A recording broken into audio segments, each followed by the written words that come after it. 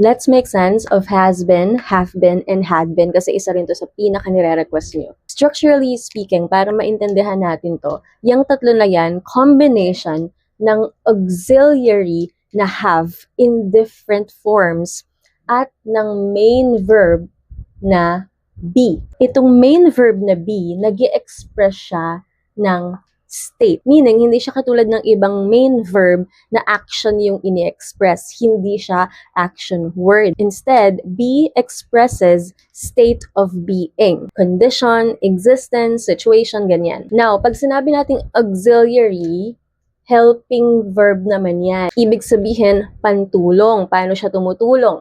Tinutulungan niya itong main verb na i-carry or dalhin yung tense or yung number agreement among other things. Itong katulong niya na to, siya yung nag-a-adjust, depende sa subject, depende rin sa tense. Moving on, itong tatlo na to ay nasa perfect aspect.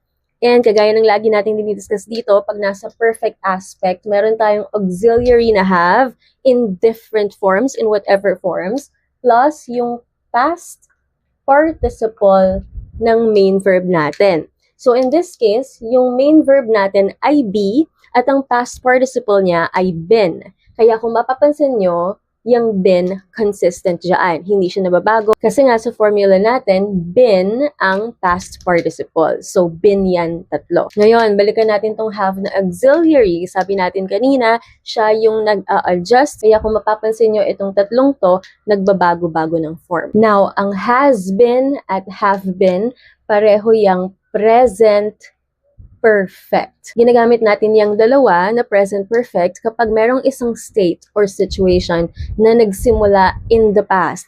Pero hanggang ngayon, nagko-continue pa rin yung situation na yon or totoo pa rin, true pa rin yung situation na yon. Nagkaiba lang sila sa number agreement. Ang has been, ginagamit natin siya kung ang subject ay singular noun o kaya naman pronouns he, she, it.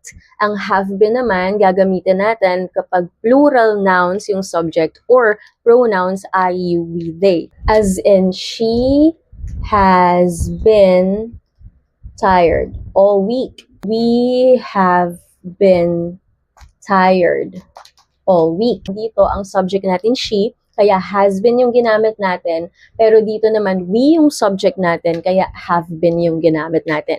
Pero pareho lang sila ng sense. Ibig sabihin, tired yung subject natin buong week. So yung pagiging tired nila or pagiging pagod nila, nagsimula na siya in the past, pero nagko-continue pa rin yung state na yon or yung situation na yon, yung condition na yon, na pagod sila hanggang ngayon. Kasi yung week ongoing pa siya. Punta naman tayo sa had been. Ito naman ay past perfect. Nag-adjust naman dito yung auxiliary natin para maging past tense siya. At dito, hindi naman mahalaga kung ano yung subject kasi had pa rin naman yan, whether singular or plural yung subject. Kailan naman natin ginagamit yung had been? Since past perfect siya, prior to past. Lagi ko yung pinatatandaan sa inyo. So, dapat merong earlier past situation before another past action. Halimbawa, he had been tired all week. Ganun pa rin. Before he went on vacation. Dito, gumamit tayo ng had been kasi nauna itong situation na to na pagod siya all week bago siya pumunta ng bakasyon. So, meron tayong simple past action here. Nagbakasyon siya. Before that, prior to that past action, pagod siya all week. So, earlier past situation na siya. Meaning, yung pagod siya, hindi na siya totoo ngayong kasalukuyan. Kasi nga, nakapagbakasyon na siya. Ang clue nyo dito kapag gagamit ng had been ay dapat meron pang isang past action or past time. Para yung had been, gagamitin mo earlier than that past action or past time. Marami-rami na rin akong previous videos about this. Ulit-ulitin nyo lang para ma-master nyo.